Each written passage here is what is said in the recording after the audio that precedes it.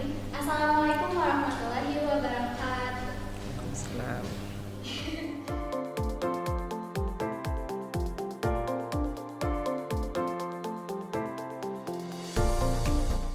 Bertemu lagi dengan saya Melani Ula sebagai moderator cerita pramuka MA Alinaya, dan sekarang dengan partner dan narasumber yang langkah hebat ini dan bakal menginspirasi kita semua, karena pembahasan kali ini tuh akan membantu kelas 12 tentunya, atau siswa-siswi madrasah SMA atau SMK yang akan menunjang pendidikan yang lebih tinggi lagi. Kita langsung aja perkenalan ke narasumber. Boleh kan? Perkenalan dulu.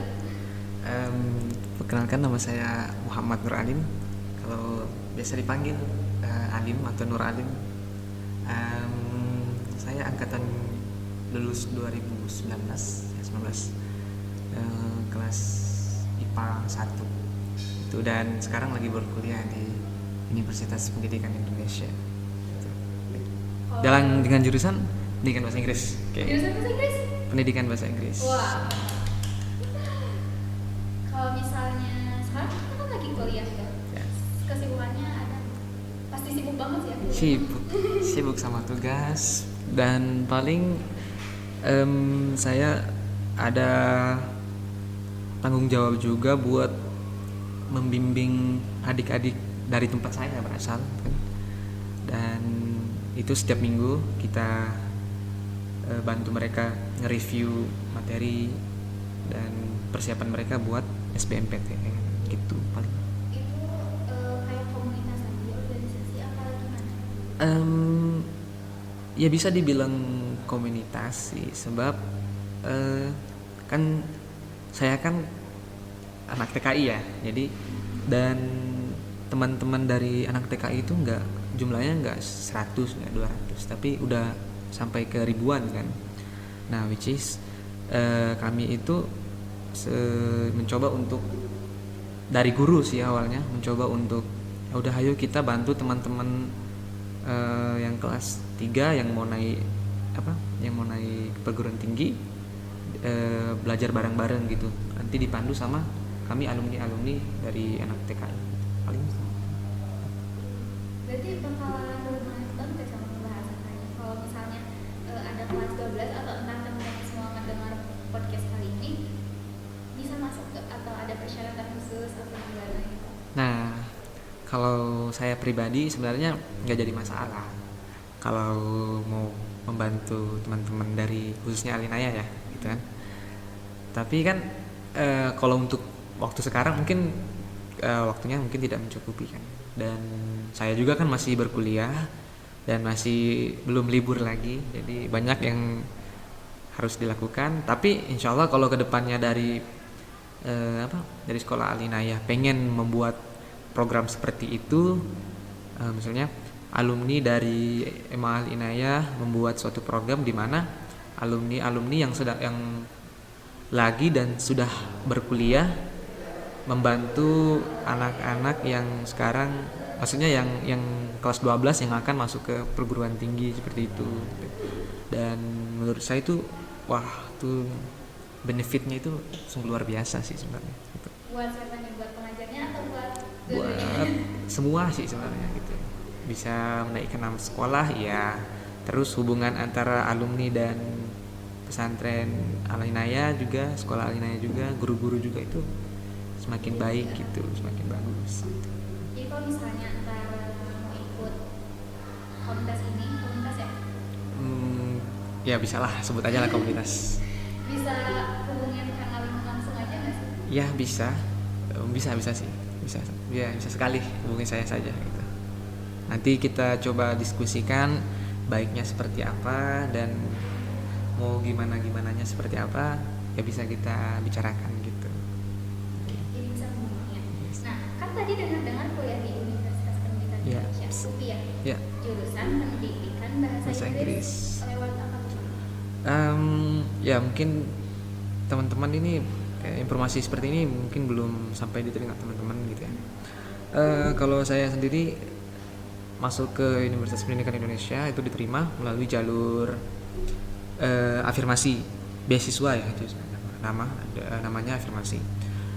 Bisa dikatakan juga itu saudaranya bidik misi gitu karena pengelolanya sama, cuma seperti itu ya, pokoknya bidik misi punya induk itu sama-sama dengan afirmasi, cuma persyaratannya untuk mengikuti itu tuh agak sedikit berbeda dari yang bidik misi. Itu namanya beasiswa afirmasi ataupun yang sering dikenal dengan beasiswa afirmasi anak Papua di Papua 3T dan TKI gitu.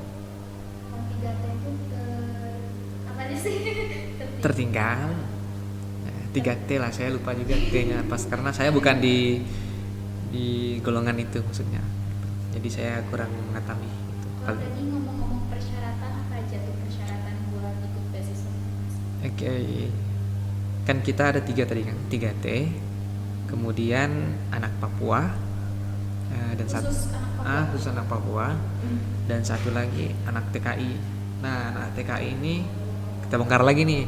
Anak TKI sebenarnya orang Indonesia, tapi orang tuanya ataupun keluarganya itu sedang bekerja di Malaysia. Gitu.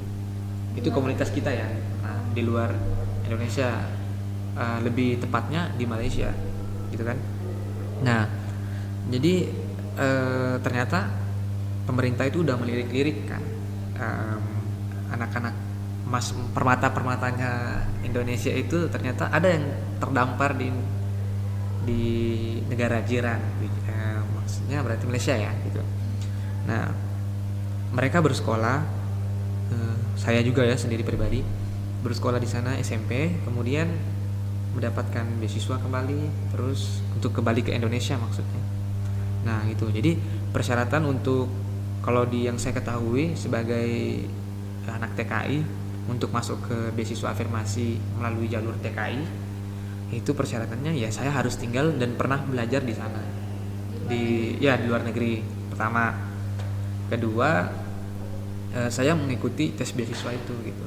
Nah, dengan segala persyaratan saya penuhi, misalnya ijazah dan sebagainya, paling seperti itu gitu. Ada tes khusus tadi ada Ya tes khusus paling ya layaknya orang mengambil ujian beasiswa gitu. Tes tulis, kemudian ada tes psikologi juga dan wawancara bagi yang punya kelainan yang lebih baik gitu. Kelainannya which mean punya berbeda kemampuan daripada kita gitu. Ya, itu lebih tepatnya seperti itu. Oke. Main juga sendiri sih belum tahu gitu ya beasiswa afirmasi waktu mendengar dari Kang Alim pakai dulu beasiswa afirmasi, beasiswa apa itu tuh. Terus searching juga kayak masih buntu aja gitu, belum oh ini beasiswanya kayak gini, oh persyaratannya ini, oh ini masih buntu banget gitu. Iya sebenarnya kalau di Jawa Barat sendiri sudah ada yang termasuk ke daerah 3T tadi gitu. Nanti teman-teman bisa searching lah ya 3T itu seperti apa. Nah, yaitu Banten kalau nggak salah. Karena teman-teman saya yang mendapat beasiswa yang sama melalui jalur 3T itu ternyata ada dari Banten gitu. Berarti Jawa Barat itu berkemungkinan besar punya kesempatan, tapi dalam tanda kutipnya di daerah-daerah yang agak sedikit menjauh dari kota seperti itu. Berarti nggak semua universitas ada beasiswa afirmasi itu? Kalau yang saya lihat itu teman-teman saya itu ternyata kami tuh disebar ternyata gitu. Ada di UGM, ada di UI, dan alhamdulillahnya itu kampus-kampus yang gede-gedenya itu ada gitu di setiap dari anak afirmasi itu ada. Gitu. Udah mulai mendekati dengan bidik misi secara levelnya ya gitu. Tapi secara ininya ya masih mengikuti langkah-langkah bidik misi gitu. Paling itu. Waktu tadi tuh sempat searching katanya tuh beasiswa afirmasi S2 S3, berarti itu tuh harus kuliah S1-nya biasa dulu apa waktu lulus bisa ikut langsung beasiswa afirmasi, apa ikut S1 dulu? Justru saya tuh kurang tahu apakah afirmasi ini punya beasiswa S2 atau S3-nya gitu. Yang saya dapat informasinya masih S1 gitu, dan mudah-mudahan saja gitu kan ada sampai S2 dan S3 gitu. Iya paling beasiswa ini tuh yang bagusnya itu ya kita nggak bayar apa-apa sama sekali gitu. Kita ibaratnya disekolahkan oleh pemerintah sesuai dengan berapa jangka waktu kita tanpa ada tekanan dan segala macam. Tapi balik lagi sesuai dengan aturan kampus gitu. Mau kampus tuh mau membiarkan misalnya saya nih berkuliah di UPI itu berapa lama gitu. Dan itu akan terus ditanggung oleh pemerintah. Semuanya. Gitu. Jadi tadi kesimpulannya beasiswa afirmasi itu persyaratannya pertama 3T. 3T, Kedua TKI, kemudian khusus anak Papua. Kalau di luar kalau di luar Papua. Nah, kalau di luar Papua ya masuknya ke 3T tadi. Oh iya. Tapi berarti kalau misalnya Akang sendiri udah lulus langsung tahu beasiswa afirmasi itu sendiri atau sebelumnya tuh ikutan tes? Oh, jadi saya udah tahu sebenarnya beasiswa afirmasi ini dari kakak tingkat saya juga kan, yang berasal dari satu daerah sama saya. Dan itu udah kurang lebih 4 tahun terakhir gitu. Dan saya udah tahu itu, makanya saya gencar aja kan. Tapi saya juga nggak berharap lebih nih, dan takutnya kan bukan rezeki saya di afirmasi kan. Nah saya mengambil plan A dan B juga sih sebenarnya, mengikuti tes. Saya juga ikut, tapi saya nggak tertarik sama sekali dengan SBMPTN karena dalam tanda kutip saya nggak tahu apa SBMPTN itu sebenarnya apa sih sebenarnya gitu. Jadi waktu itu nggak ikut SBM? Nggak ikut sama sekali. Saya nggak tahu apa sih esensinya untuk ikut SBMPTN karena kurangnya informasi yang saya dapatkan gitu. Jadi saya ambil jalur mandiri, ujian mandiri di UIN.